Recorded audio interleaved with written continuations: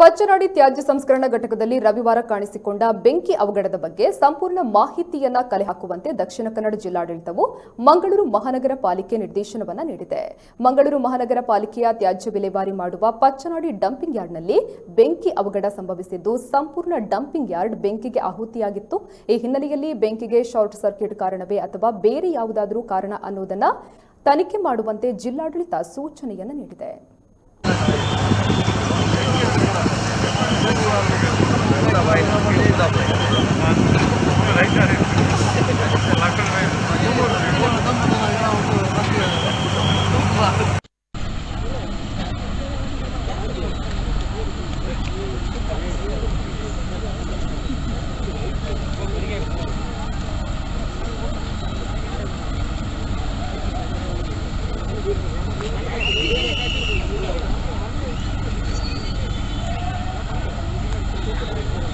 अले लाइट ऊपर देखो